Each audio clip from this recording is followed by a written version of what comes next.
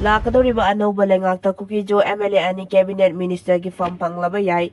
Chaliba chahi asigi haukiba February 16 haudna ngasi fawba laiba President rule asi lawthoktuna anauba lengak ama semanaba center ki maikaidi ki honoriba asida Kuki Jo MLA ani saru yaranaba BJP ki makok thongba lusingba singa watana hai. Thazaba yaba sosamba ki matungina Kuki Jo MLA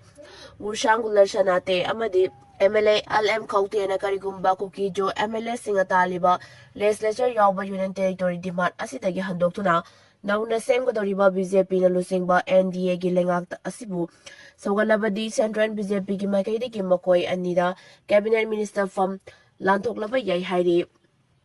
Panbayabadi Kuki Jo Council Nasinuna Kuki Su Group Kuki Jo MLA Amadi Toan ba CSO Singh na sarugyadna kwasi da pangtokiba conclave amduda MLA Murshangular Sanate Amadi MLA LM Kote Sarugyakide conclave aduda Kuki Jo MLA Tara Laiba Aduki Manungda Makoi MLA Taruk Kak Sarugyake MLA Ani Amana Masagi Anabana Maram Ojida Sarugyaki da Benhairi Manipur the Tokliba crisis of Sida Kuki Jo Miam Nataliba separate administration ki demand Amade Nauna Hokliba political scenario Asida Kuki Jo Miamna Kari Karamba Anauba Kongtang Tanguna Matam Kayagi Mamang the Gitan Laklaba separate administration ki demand Asi Panglagani Haiba Wapam the Pangtok Kiva High profile Guati conclave Aduda decision making body da Yauriba MLA Karana Sarugyaki daba Asina Maram Ojina Kuki Jo Fruit Miang Marakta Yam the sound of some of the Batoka Lehairi Tazaba Yaba Pau Amagi Sos Asina Makatana Hai Kuki Jo Miam the Taliban separate administration ki demand asi center gi maikaidagi Kanagani Haiba assurance ama pirabadi Kuki Jo MLA singe maikaidagi nauna semgadoriba anauba lengak asida sarugyaba natragana yadaba haiba adu Kanagani adu separate administration ki demand asi ngasi phawba center gi maikaidagi Kanagani haiba wafam amata thazaba pidabana nauna semgadoriba lengak asida mifam adu sarugyaba MLA sing Saruk Yadaba, Haina Lemnaki Hari, Nona Semgadoriba Lengak Asida Karikaram Kuki Jo MLA Singna, Taudang Logodoriba, Haiba Dugi Matang, the Subsa Wapam No Manini, Asiki Manunda Lebak Miam, the Sungsojina Pulak Lagani Hari. Wati the Pangtokiba high profile conclave to the Kuki Jo MLA, how Colet Gibzen, Kim Now how Kib Hangsin, Led Mangzang how Kib, Jelutang, Paulelan Hawkib Amadi Nemsa Kibjen Sarugyaki, conclave to the Sarugyaki daba MLA Musang Gular Sarate Amadi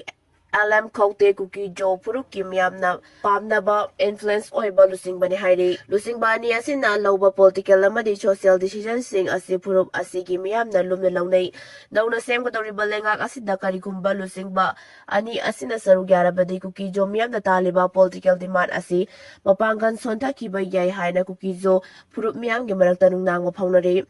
Murshanated, Tipai Mu Islamic Constituency, the Karakiba, MLA Asi Mar Puruki Manungchan Kuki Jo Miang Gimarakta, prominent leader Amani, Kuki Jo Hariba, Wafam Asi Lautokuna, Kuki Jomi, Mar Haiba Wafam Sizinarabasu Tuan Ba platform Kayada, MLA Sanatena Taksin to the Lakli, Nakalamarom MLA LM Kautena, Matam Sangna Manipur Poliski, DCP Pham Puram laba matungda haukiba lising ani kunitoy da assembly election da ZDU gi tiketa Mikhal Mai Pakuna Surasampur SC gi MLA oirakibani matang sangna Additional Director General Police ki Puramba matung DGP gi thopurakiba LM Kaute administration asida counter insurgency da haitoi sing thoira ba miam nei kai kumna ke police officer amani hauki ba sei lising ani kulum doi gi me ahum da gi hauraki bairang asida Kuki Jo miam na taliba separate administration ki demand asida LM Kaute su sangotuna lakiba lusing ba amani miam tin ba mi phom kaya da toina saruk yadrabasu low profile da laijuna chingi district sing da security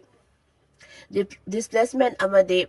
governance ta maruiba thaugai kaya poduna lakiba lusingba amani hari nakalamarom da Guwahati da pangtokiba high profile conclave adu da sarugya kiba MLA haukolet kibzen amade Chilungthang anina punna kuyek pirona Thadora Pochirol Amada, Nona Semgodoriba Popular Government Asida Kuki Jo MLS Singh, Sawat Lagani Haibatuan Tuan ba media farm sing the report on Rakiba do Aran ba Yumpam Yao the report Amani, Mipamado Manipurgi conflict Amade, Kuki Jo Miang political future Gimatang the Kanakiba can claim Amani, Kuki Jo Miang the Taliban legislature Yaba Union Territory Gidiman Asi Makatana Sawat Lihai Napundurakli, Masing Matakta India Langaka. Sugi kuyak pinariba KNO amadi UPF ke makaidagi Popular Government amba sembada Kuki Jo MLS Singh Chawat kani haina report taunarakiba du yumpam yaudaba semjin chajimba report amani Popular Government sembagi matangda conclave aduda karigumba wafam amata kanakiba laite haina sumakatarakli Singnung da Park sana tharamba popi pambi lautang sang ZUF namang takhankre Kangpokpi District ki manung hanjin ba Singnung sing da Park sana tharamba popi pambi sing amasung Makogi Lautang Sang Sing, Jelingarong United Front ZUF ki Tiger Force na may thadokwa masung Puktat Panasing Mataguna Mangtak Hankre, Kulay Bible Loop Asina social media Thadorakwa video clipping Amadahay, Hanadagi Hong na Tawgano Hairaga Asuntawi, Jelingarong ki Lamda Kuki Leite, Tiger Road Leite, Kanaga Suay Kui Buting Bangamoy, Kanana Sukoy Buting Bangamoy, Tawkrabadi Tawkre, Luparina Adum matang tawrakhigani hojiksu tawriba asini state post amasung central post on siladuna video footage aduda hai nakhoisu akhoigi tung ilau ichininau sing punna thabok tawminaba kaide nakhoide asiguma mafam sing asi changba ngamdabani aikoina hojikti hana changlabani aikoigi tung ilau nakhoisu thabok asida yauragadi reward phangani punna thabok tawminase Manipur da kanglok ki irang thokraba tungda chingi manung hanjin mafam kyamarumda Poppy Tabagi Changma Kalapagi report lay Manipur Police PDF amasung Central Force sing pulak punsilaga hauzik su Poppy Pambi yatapagi tabak tawri adubu mafam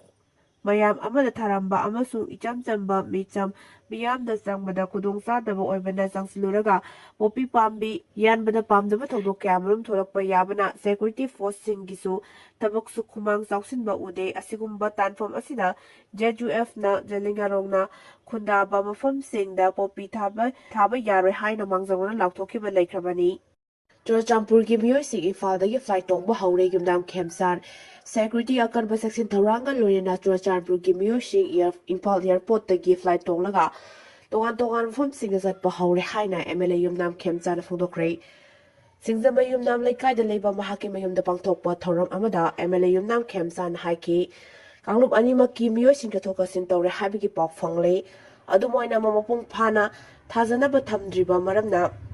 security ki ngak sen yaudravadi Kanglup amana atopa Kanglup amagi mafamda zangbada ningsing mangjinabadi yauri Manipur da Kanglup ki khana chainaba thangdok kaya mamangda suthokre haina paladuna mahakna hai micham miyam amasung civil society organization singi ko thangda Kanglup ki umkhatna bapumnama warasin purak khiba ngaktani hauzik thokliba wathok asisu miyam punna warasin puraknaba honaminaba tangai fade loina handakta Peruda Mr. Planet World 2025 ki title laurakraba singjamai chinga makhadagi Hanson Irombu MLA na taramna okay Buibagi poster segai rubuki baragya Kuki loop sigda Naga People's Organization the LALLE HAIJAKHRE NSCNIM gi lusig ba to kilosa tuganglet buiba bahaki pongna pop sobdal biles dan lakpagi khoksana duga bari lene da ahukiba October kumapan aba sukutra da Senapati district ki daily biles da thet pa tuganglet buibagi holding busegai ba Communal oiba slogan laubata da basig yamlaba bakol hoba bobula thalu da barak nakpang Naga khuza sing da bipai ba Mipai thabai ba pohon bagi thaudok aduda baraya jaduda Kuki itpi sadar hills amadi Kuki si association da Naga People's Organization NPO da LALLE haida HAIJAKHRE Batuk da siguba thaudok wathok si Kuki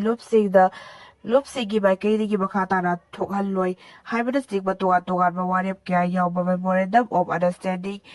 MOU amasung kuyek pidakre NSCNIM gi lusig matuganglet buibabu da gamiyam da tarabda okpaki thawramba pokphana pangthokdaba USC da J da haina laukthoktuda leibak miyam ꯄꯨꯝꯅꯃꯛ ꯁꯔꯨꯛ ꯌꯥꯅꯕ ꯑꯃꯁꯨꯡ ꯇꯣꯉꯥꯟ-ꯇꯣꯉꯥꯟꯕ ꯍꯣꯜꯗꯤꯡꯅꯆꯤꯡꯕ ꯃꯆꯨ ꯃꯃꯦꯟꯅꯆꯤꯡꯕ ꯑꯣꯏꯕ decoration ꯀꯌꯥ ꯁꯦꯝꯂꯤꯕꯁꯤꯡ ꯑꯗꯨꯒꯤ ꯁꯔꯨꯛ ꯑꯃ ꯑꯣꯏꯅ ꯁꯦꯅꯥꯄꯇꯤ ꯗꯤꯁꯇ꯭ꯔꯤꯛ ꯅꯥꯏꯔꯤ ꯈꯨꯡꯒꯪꯗ ꯌꯨꯡꯕ ꯃꯨꯏꯕꯥꯒꯤ ꯁꯛꯇꯝ ꯌꯥꯎꯕ ꯍꯣꯜꯗꯤꯡ ꯑꯃꯕꯨ ꯂꯝꯍꯦꯟ-ꯇꯨꯍꯦꯟꯕ ꯀꯨꯀꯤꯁꯤꯡꯅ ꯁꯦꯒꯥꯏꯗꯨꯅ "ꯋꯤ ꯋꯥꯟꯠ ꯀꯨꯀꯤ ꯂꯦꯟ", "ꯋꯤ ꯗꯤꯃꯥꯟꯗ ꯀꯨꯀꯤ ꯂꯦꯟ" ꯍꯥꯏꯕ ꯇꯣꯉꯥꯟ-ꯇꯣꯉꯥꯟꯕ ꯈꯣꯜꯂꯥꯎ ꯀꯌꯥ ꯂꯥꯎꯗꯨꯅ ꯑꯃꯗꯤ ꯃꯈꯣꯜ ꯍꯧꯕ ꯕꯣꯝꯕꯨꯂꯥ ꯀꯌꯥ ꯊꯥꯗꯨꯅ ꯃꯅꯥꯛ ꯅꯛꯄꯗ ꯂꯩꯕ ꯈꯨꯟꯖꯥꯁꯤꯡꯅ ꯃꯤꯄꯥꯏ ꯊꯕꯥꯏꯕ ꯄꯣꯛꯍꯟꯈꯤꯕꯒꯤ ꯊꯧꯗꯣꯛ ꯑꯗꯨꯕꯨ ꯀꯨꯀꯤ ꯏꯟꯄꯤ ꯁꯗꯔ ꯍꯤꯜꯁ ꯑꯃꯗꯤ ꯀꯨꯀꯤꯁꯤꯡ ꯑꯦꯁꯣꯁꯤꯌꯦꯁꯟꯅ ꯊꯧꯗꯣꯛ ꯑꯗꯨꯒꯤ ꯗꯥꯏꯇ ꯂꯧꯔꯗꯨꯅ ꯃꯔꯥꯜ ꯌꯥꯟꯖꯕꯒ ꯂꯣꯏꯅꯅ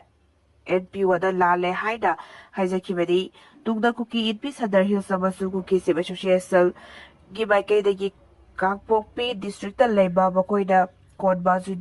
ꯖꯨꯔꯤꯗꯤꯛꯁꯟꯁꯤꯡꯅ ꯀꯨꯀꯤ ꯐꯨꯔꯨꯞꯀꯤ ꯃꯥꯏꯀꯩꯗꯒꯤ ꯄꯥꯝꯗꯕ ꯊꯧꯗꯣꯛ ꯋꯥꯊꯣꯛ ꯑꯃꯠꯇ ꯃꯈꯥ ꯇꯥꯅ ꯊꯣꯛꯍꯜꯂꯣꯏ, ꯀꯝꯃꯨꯅꯦꯜ ꯑꯣꯏꯕ ꯁ꯭ꯂꯣꯒꯥꯟ ꯂꯥꯎ-ꯈꯣꯡꯕꯒꯤ ꯊꯧꯗꯣꯛ ꯃꯈꯥ ꯇꯥꯅ ꯊꯣꯛꯍꯟꯗꯕ, ꯑꯍꯤꯡ-ꯅꯨꯡꯊꯤꯜꯒꯤ ꯃꯇꯝꯗ ꯅꯥꯒꯥ ꯃꯤꯌꯥꯝꯅ ꯈꯨꯟꯗꯥ ꯂꯩꯇꯥꯗꯨꯅ ꯂꯩꯔꯤꯕ ꯈꯨꯡꯒꯪꯁꯤꯡ ꯐꯥꯎꯗꯨꯅ ꯆꯠꯂꯤꯕ ꯅꯦꯁꯅꯦꯜ ꯍꯥꯏꯋꯦ ꯄꯔꯤꯡꯗ ꯆꯦꯜꯂꯤꯕ ꯒꯥꯔꯤꯁꯤꯡꯗꯒꯤ ꯀꯨꯀꯤꯁꯤꯡꯅ ꯄꯣꯠ-ꯆꯩ ꯂꯨꯠ ꯇꯧꯕꯒꯤ ꯊꯧꯑꯣꯡ ꯊꯣꯛꯍꯟꯗꯕ ꯍꯥꯏꯕꯅꯆꯤꯡꯕ ꯋꯥꯔꯦꯞ ꯀꯌꯥ ꯀꯨꯀꯤ ꯂꯨꯞꯁꯤꯡꯒꯤ ꯃꯥꯏꯀꯩꯗꯒꯤ ꯉꯥꯛꯅ ꯆꯠꯀꯅꯤ ꯍꯥꯏꯕ ꯋꯥꯐꯝ ꯊꯝꯕ ꯃꯦꯃꯣꯔꯦꯟꯗꯝ ꯑꯣꯐ ꯑꯟꯗꯔꯁꯇꯦꯟꯗꯤꯡ (MOU) ꯑꯃ ꯀꯨꯀꯤ ꯏꯟꯄꯤ ꯁꯗꯔ ꯍꯤꯜꯁ, ꯁꯥꯍꯤꯜꯀꯥ ꯑꯃꯗꯤ NPOꯒꯤ ꯃꯔꯛꯇ ꯈꯨꯌꯦꯛ ꯄꯤꯔꯛꯈꯤꯕꯅꯤ ꯍꯥꯏꯔꯤ꯫ Red Fort car bomb ꯕ꯭ꯂꯥꯁꯠ: suicide ꯕꯣꯝꯕꯔꯗ ꯃꯇꯦꯡ ꯄꯥꯡꯈꯤꯕ ꯃꯤꯑꯣꯏ ꯑꯃꯁꯨ ꯐꯥꯔꯦ꯫ ꯊꯥ ꯑꯁꯤꯒꯤ 10ꯗ ꯌꯥꯝꯅ ꯂꯥꯏꯕꯛ ꯊꯤꯕ ꯊꯧꯗꯣꯛ ꯑꯃ ꯑꯣꯏꯅ ꯑꯣꯜ ꯗꯦꯜꯂꯤꯒꯤ ꯔꯦꯗ ꯐꯣꯔꯠ ꯃꯅꯥꯛꯇ ꯀꯥꯔ ꯑꯃꯗ ꯐꯤꯠ ꯇꯧꯁꯤꯟꯗꯨꯅ ꯄꯨꯔꯛꯄ ꯕꯣꯝ ꯑꯃ ꯄꯣꯈꯥꯏꯍꯟꯗꯨꯅ ꯃꯤꯑꯣꯏ 10 ꯍꯥꯠꯈꯤꯕ ꯑꯃꯗꯤ 32 ꯍꯦꯟꯕꯗ ꯑꯁꯣꯛ-ꯑꯄꯟ ꯅꯪꯈꯤꯕꯒꯤ ꯊꯧꯗꯣꯛ ꯑꯗꯨꯒ ꯃꯔꯤ ꯂꯩꯅꯅ ꯅꯦꯁꯅꯦꯜ ꯏꯟꯚꯦꯁꯇꯤꯒꯦꯁꯟ ꯑꯦꯖꯦꯟꯁꯤ (NIA) ꯅ ꯁꯨꯁꯥꯏꯗ ꯕꯣꯝꯕꯔꯗ ꯃꯇꯦꯡ ꯄꯥꯡꯈꯤꯕ ꯃꯤꯑꯣꯏ ꯑꯃ ꯐꯥꯔꯦ ꯍꯥꯏꯔꯤ꯫ NIA ꯅ ꯊꯥꯗꯣꯔꯛꯄ ꯆꯦꯔꯣꯜ ꯑꯃꯒꯤ ꯃꯇꯨꯡ ꯏꯟꯅ ꯀꯥꯁꯃꯤꯔꯗꯒꯤ ꯑꯃꯤꯔ ꯔꯁꯤꯗ ꯑꯂꯤ ꯀꯧꯕ ꯃꯤꯑꯣꯏ ꯑꯗꯨ NIA ꯅ ꯑꯆꯧꯕ ꯑꯣꯄꯔꯦꯁꯟ ꯑꯃ ꯆꯠꯊꯗꯨꯅ ꯗꯦꯜꯂꯤꯗꯒꯤ ꯐꯥꯈꯤꯕꯅꯤ꯫ NIA ꯅ ꯊꯤꯒꯠꯂꯛꯄꯗ ꯑꯦꯀ꯭ꯌꯨꯖ ꯑꯃꯤꯔ ꯔꯁꯤꯗ ꯑꯂꯤ ꯖꯝꯃꯨ ꯑꯦꯟड ꯀꯥꯁꯃꯤꯔꯒꯤ ꯁꯝꯕꯨꯔꯥ ꯄꯥꯝꯄꯦꯔꯄꯥꯔꯗꯒꯤꯅꯤ꯫ ꯌꯥꯝꯅ ꯁꯥꯊꯤꯕ ꯇꯦꯔꯔ ꯑꯦꯇꯦꯛ ꯑꯗꯨꯕꯨ ꯆꯠꯊꯈꯤꯕ ꯁꯨꯁꯥꯏꯗ ꯕꯣꯝꯕꯔ ꯎꯃꯔ-ꯎꯗ-ꯅꯕꯤꯒ ꯂꯧꯊꯨꯅꯕꯗ ꯌꯥꯎꯈꯤ ꯍꯥꯏꯕꯒꯤ ꯃꯔꯥꯜꯗ ꯃꯍꯥꯛꯄꯨ ꯐꯥꯈꯤꯕꯅꯤ꯫ ꯑꯃꯤꯔ ꯔꯁꯤꯗ ꯑꯂꯤꯅ ꯗꯦꯜꯂꯤꯗ ꯂꯥꯛꯇꯨꯅ ꯄꯣꯈꯥꯏꯈꯤꯕ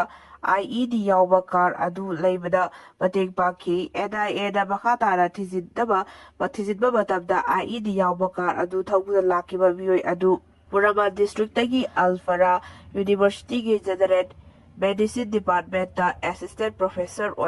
ꯑꯣꯏꯕ ꯎꯃꯔ-ꯎꯗ-ꯅꯕꯤꯅꯤ ꯍꯥꯏꯕ ꯈꯪꯕ ꯉꯝꯈ꯭ꯔꯦ꯫ ꯎꯃꯔ-ꯎꯗ-ꯅꯕꯤꯅ ꯁꯤꯖꯤꯟꯅꯔꯝꯕ ꯑꯇꯣꯞꯄ ꯀꯥꯔ ꯑꯃꯁꯨ NIA ꯅ ꯐꯥꯒꯠꯄ ꯉꯝꯈ꯭ꯔꯦ꯫ ꯍꯥꯏꯔꯤꯕ ꯀꯥꯔ ꯑꯗꯨꯗꯒꯤ ꯔꯦꯗ ꯐꯣꯔꯠ ꯀꯥꯔ ꯕꯣꯝ ꯕ꯭ꯂꯥꯁꯠꯀꯤ ꯀꯦꯁ ꯑꯁꯤꯗ ꯃꯇꯦꯡ ꯑꯣꯏꯕ ꯌꯥꯕ ꯏꯚꯤꯗꯦꯟꯁꯁꯤꯡ ꯌꯥꯎꯕ꯭ꯔꯥ ꯍꯥꯏꯗꯨꯅ ꯊꯤꯖꯤꯟꯕꯒꯤ ꯊꯕꯛ ꯆꯠꯊꯔꯤ꯫ ꯍꯧꯖꯤꯛ ꯐꯥꯎꯕꯗ ꯔꯦꯗ ꯐꯣꯔꯠ ꯀꯥꯔ ꯕꯣꯝ ꯕ꯭ꯂꯥꯁꯠꯀꯤ ꯊꯧꯗꯣꯛꯀ ꯃꯔꯤ ꯂꯩꯅꯅ ꯋꯤꯠꯅꯦꯁ 73 ꯑꯦꯛꯖꯥꯃꯤꯟ ꯇꯧꯈ꯭ꯔꯦ꯫ ꯃꯈꯥ ꯇꯥꯅ NIA ꯅ ꯗꯦꯜꯂꯤ ꯄꯨꯂꯤꯁ, ꯖꯝꯃꯨ ꯑꯦꯟড ꯀꯥꯁꯃꯤꯔ ꯄꯨꯂꯤꯁ, ꯍꯔꯤꯌꯥꯅꯥ ꯄꯨꯂꯤꯁ,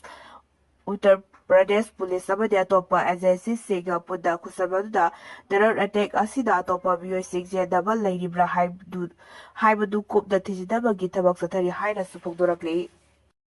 ꯄꯂꯦꯟꯗ ꯂꯥꯌꯦꯡꯅꯕ ꯄꯨꯈꯠꯂꯛꯈꯤꯕ ꯃꯤꯑꯣꯏ ꯑꯃ ARꯅ ꯆꯦꯛ ꯄꯣꯏꯟꯠ ꯍꯥꯡꯉꯨ ꯌꯥꯗꯕꯗꯒꯤ ꯂꯩꯈꯤꯗ꯭ꯔꯦ꯫ ꯊꯥ ꯑꯁꯤꯒꯤ 15ꯒꯤ ꯅꯨꯃꯤꯗꯥꯡꯗ ꯁꯥꯏꯔꯦꯝ ꯁꯥꯁꯤꯝꯗꯒꯤ ꯄꯂꯦꯟ ꯍꯣꯁꯄꯤꯇꯥꯜꯗ ꯂꯥꯌꯦꯡꯅꯕ ꯄꯨꯈꯠꯂꯛꯈꯤꯕ ꯃꯤꯑꯣꯏ ꯑꯃ ꯏꯝꯐꯥꯜ ꯃꯣꯔꯦ ꯂꯝꯕꯤꯒꯤ ꯇꯦꯡꯅꯧꯄꯜ ꯄꯨꯂꯤꯁ ꯁ꯭ꯇꯦꯁꯟꯒꯤ ꯃꯅꯨꯡ ꯆꯟꯕ ꯁꯥꯏꯕꯣꯜꯗ ꯂꯩꯕ 3ꯁꯨꯕ ARꯒꯤ ꯁꯟꯇ꯭ꯔꯤ ꯄꯣꯁꯇ ꯗ꯭ꯌꯨꯇꯤ ꯇꯥꯔꯝꯕ ꯀꯥꯡꯕꯨꯁꯤꯡꯅ ꯃꯊꯛ ꯊꯣꯡꯕꯒꯤ ꯑꯌꯥꯕ ꯌꯥꯎꯗ꯭ꯔꯕꯗꯤ ꯒꯦꯠ ꯑꯗꯨ ꯍꯥꯡꯕ ꯌꯥꯔꯣꯏ ꯍꯥꯏꯅ ꯄꯨꯡ 2 ꯍꯦꯟꯅ ꯗꯤꯇꯦꯟ ꯇꯧꯗꯨꯅ ꯊꯝꯕꯗꯒꯤ ꯂꯥꯏꯀꯠꯅꯕ ꯉꯝꯗꯅ ꯂꯩꯈꯤꯗ꯭ꯔꯦ꯫ ꯂꯩꯈꯤꯗ꯭ꯔꯕ ꯃꯤꯑꯣꯏ ꯑꯗꯨꯒꯤ ꯃꯃꯤꯡꯅ ꯁꯣꯟꯃꯤꯟꯊꯥꯡ ꯆꯍꯤ 18 ꯄꯣꯛꯄ ꯑꯈꯥꯝ ꯀꯧꯏ꯫ ꯁꯣꯝꯊꯥꯜꯒꯤ ꯁꯥꯏꯂꯦꯟ ꯁꯥꯁꯤꯝ ꯈꯨꯜꯗꯒꯤꯅꯤ꯫ ꯈꯨꯜ ꯑꯁꯤꯗꯒꯤ ꯀꯤꯂꯣꯃꯤꯇꯔ 60 ꯔꯣꯝ ꯂꯥꯞꯅ ꯂꯩꯕ ꯄꯂꯦꯟꯗ ꯁꯣꯝꯃꯤꯟꯊꯥꯡ ꯋꯥꯟꯊꯔꯛꯄꯗꯒꯤ ꯂꯥꯌꯦꯡꯅꯕ ꯄꯨꯈꯠꯂꯛꯈꯤꯕꯒꯤ ꯂꯝꯕꯤꯗ ꯁꯥꯏꯕꯣꯜꯒꯤ ARꯒꯤ ꯁꯟꯇ꯭ꯔꯤ ꯄꯣꯁꯠ ꯑꯁꯤꯅ ꯄꯨꯡ 2 ꯍꯦꯟꯅ ꯗꯤꯇꯦꯟ ꯇꯧꯗꯨꯅ ꯊꯝꯂꯕ ꯃꯇꯨꯡ ꯑꯣꯐꯤꯁꯔꯒꯤ ꯑꯌꯥꯕ ꯐꯪꯂꯦ ꯍꯥꯏꯅ ꯃꯐꯝ ꯑꯗꯨꯗꯒꯤ ꯊꯥꯗꯣꯔꯛꯈꯤ꯫ ꯑꯗꯨꯕꯨ ꯃꯇꯝ ꯁꯥꯡꯅ ꯁꯟꯇ꯭ꯔꯤ ꯄꯣꯁꯠ ꯑꯁꯤꯗ ꯗꯤꯇꯦꯟ ꯇꯧꯗꯨꯅ ꯂꯩꯔꯛꯈꯤꯕ ꯑꯁꯤꯅ ꯃꯔꯝ ꯑꯣꯏꯔꯒ ꯑꯅꯥꯕꯒꯤ ꯐꯤꯚꯝ ꯂꯨꯁꯤꯜꯂꯛꯄꯗꯒꯤ ꯄꯂꯦꯟ ꯌꯧꯕ ꯉꯝꯗꯅ ꯂꯝꯕꯤꯗ ꯂꯩꯈꯤꯗ꯭ꯔꯦ꯫ ꯂꯩꯈꯤꯗ꯭ꯔꯕ ꯑꯗꯨꯒꯤ ꯍꯛꯆꯥꯡ ꯉꯔꯥꯡ ꯑꯌꯨꯛ ꯄꯨꯡ 6 ꯂꯣꯝ ꯇꯥꯕꯗ ꯃꯊꯧ ꯃꯉꯝ ꯄꯥꯡꯊꯣꯛꯂꯕ ꯃꯇꯨꯡ ꯁꯥꯏꯔꯦꯝ ꯁꯥꯁꯤꯝ ꯑꯃꯁꯨꯡ ꯅꯥꯂꯤꯒꯤ ꯃꯔꯤꯡ ꯅꯨꯄꯤ ꯁꯥꯏꯕꯣꯜꯒꯤ AR ꯄꯣꯁꯠ ꯇꯝꯅ ꯂꯥꯛꯇꯨꯅ ꯄꯣꯁꯠ ꯑꯁꯤ ꯁꯔꯨꯛ ꯈꯔ ꯊꯨꯒꯥꯏ ꯌꯩꯈꯥꯏꯗꯨꯅ ꯃꯥꯡꯍꯟꯈ꯭ꯔꯦ ꯍꯥꯏꯔꯤ꯫